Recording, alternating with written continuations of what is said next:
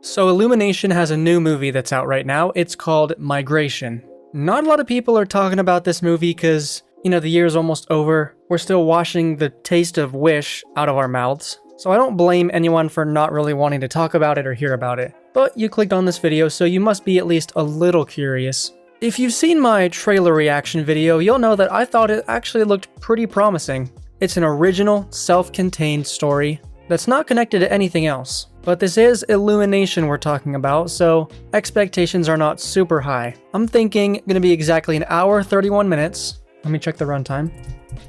Yep, it is exactly 91 minutes long. But the animation looks better, and the story could be pretty good, so before we get to the main review, I need to talk about what came before the movie. Yes, it was announced a little while ago that Migration is really trying to be a Pixar movie, okay? And with any good Pixar movie comes a short film before the actual thing. And I guarantee you nobody in the theater I was in knew this, because when Vector showed up, people they literally were like, huh?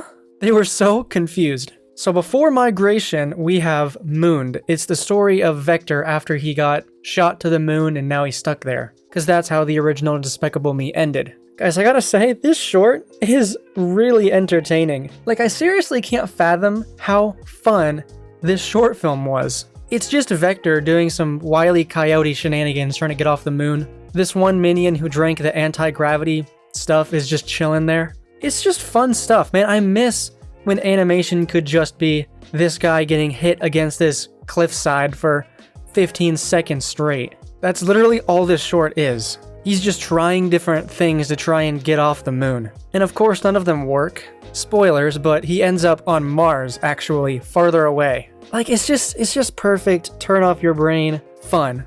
And it's not like cheap fun, it's well-written slapstick. This is not cheap at all. It's actually really well animated with a lot of impressive particle effects. Vector is also written like you just took him straight out of the original Despicable Me. You wouldn't happen to know how to get out of here, would you? Bye, Moon! He has not changed. His voice is a tad different, but that's not a huge deal. His design is updated, of course. He's just being his goofy self. And watching him interact with this minion, something we never really saw in the original movie, it's just fun, man. I don't know what to say. It's not too long either, not like that Frozen short. This thing's like 5 minutes, max. That's it. In, out. But it was a really fun little appetizer for the movie. Because that's what these short films are supposed to be, appetizers. And this was one great starter before the main course. Alright, now we're talking about Migration. This video is about Migration. This movie has some much better animation than the typical Illumination side quest, you know what I mean? Because that's all these movies are generally, is just a string of side quests that eventually lead to the end. And the characters will have the liar revealed story, the falling out. We've seen it 1,000 times before. Does this movie have any of that? Yes, it does. But it does it in a much better way than the typical Illumination movie. So the film opens with a 2D storybook animation. Honestly, very impressive. It looks great. It doesn't feel like they cut any corners with this thing. It's used to set up the story and the character dynamics. It's not just there for, ooh, look at us, we're Spider-Verse now. No. It has a purpose in the story, and I like that. It's an awesome way to set the tone. It's goofy, but there are things that adults can latch onto very quickly. The forest in general looks so beautiful and vibrant in this movie. As someone who lives in Ohio and has lived there all his life, I know what early morning fog against the trees looks like. And this movie just completely nailed it. It's a small detail, but I'm so glad they got it perfect. There's a lot of water effects and even the sound design when they arrive in the city, and at first they only hear this large mechanical noise booming through the theater speakers. The animation's great, sound design is really good, honestly. I'm kind of amazed at how much praise I'm giving this movie. Now the story is not anything super special. You go here, you get out, you go here, you get out, you go here, you get out. Then you get to the thing, learn a lesson, then we go home. What makes this movie pretty actually good is every twist and turn. All of those twists and turns in this movie is something fresh and unique. And none of them last too long or too short. Each bit is about, I want to say 15 minutes long. something like that. Every main story beat where they meet a new character or progress the story in some way, and then they move on to the next thing, over and over again, until you get to the third act, where it's fast-paced, but just long enough to feel important and memorable. This movie is so perfect. Sometimes you just need that 90-minute outing. I always get food when I go to the theater. I never skip on that popcorn, but I did this time because I felt like I wouldn't really need it. Hour and a half plus 30 minutes of trailers, I get in, I get out. And I never felt bored. I forgot I was in a movie, and I was never like, oh man, I'm so hungry, I might as well just leave. I never felt that because it was perfect length and perfect pacing. Some of the individual scenes that they're in were kind of crazy, and each one of them has this twist that like, whoa, I was not expecting it to hit this hard. The first bit has them trapped in this heron's cabin thing, like a big ass bird.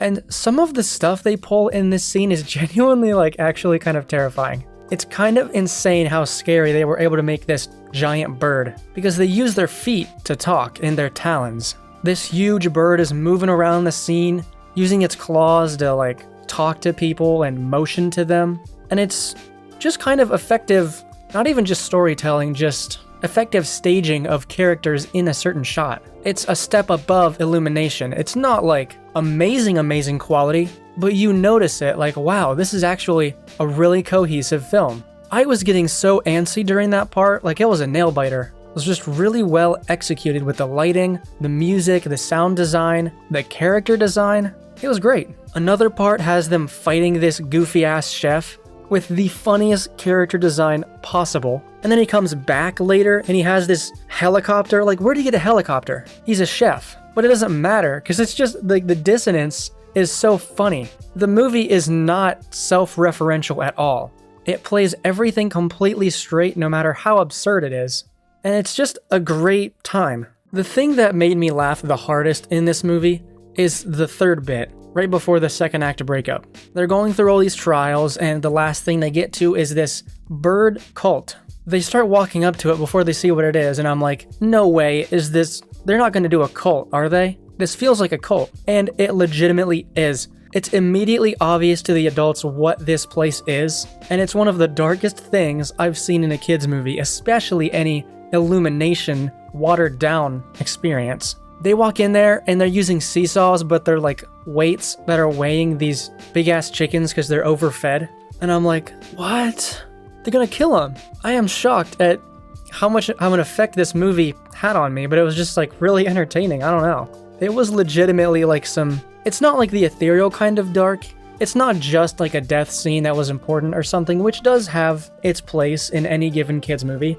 This is like some Heaven's Gate shit, literally. I'm pretty sure the main dude who's like running the cult is supposed to be representative of like a cult leader, like Russell Brand or something. It's kind of insane. In the third act, it plays with this chef's helicopter, which does not make a lick of sense, but it doesn't matter. It's a pretty inventive and engaging third act. It's just a lot of fun. So is this movie perfect? Oh, absolutely not. In fact, you might say it's terrible and honestly justified. The characters are just really well written. You have this family dynamic with the anxious dad, the adventurous mom, the goofy kids, the weird uncle played by Danny DeVito, who is pitch perfect for this role.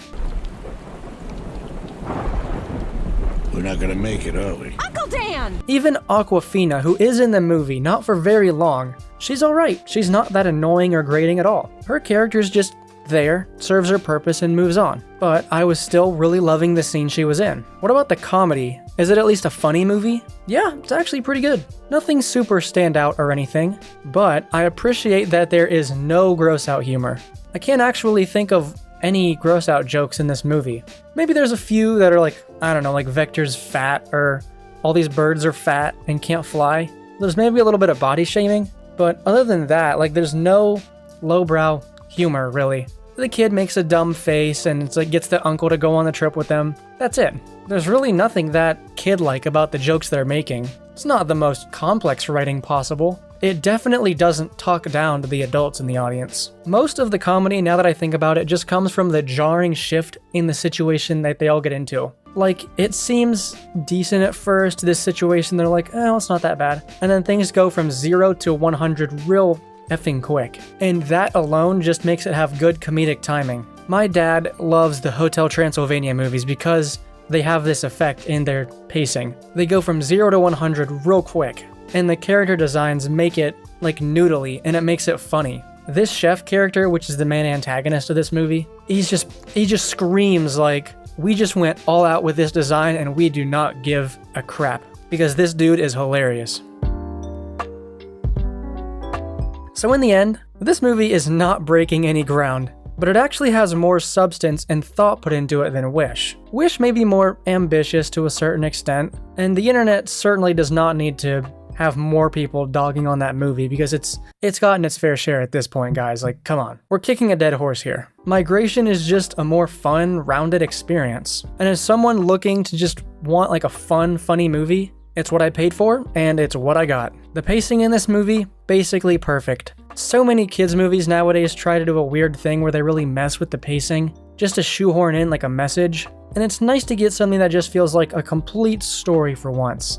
No sequel bait, no cameo stuff, just a nice, wholesome family adventure that introduces a band of characters, sends them on a journey, and they learn something about family by the end. It's great. So would I recommend you see Migration? Yes. But don't pay like an absorbent movie theater ticket for it. If you have to wait till it's on streaming, that's fine. They're still getting their money. But if you are really bored this weekend and you want a decent family movie, there you go. The theater had a decent number of people in it, actually, for it being a Thursday afternoon. So, hey, maybe it won't do that bad. Anyway, guys, that's all for this review.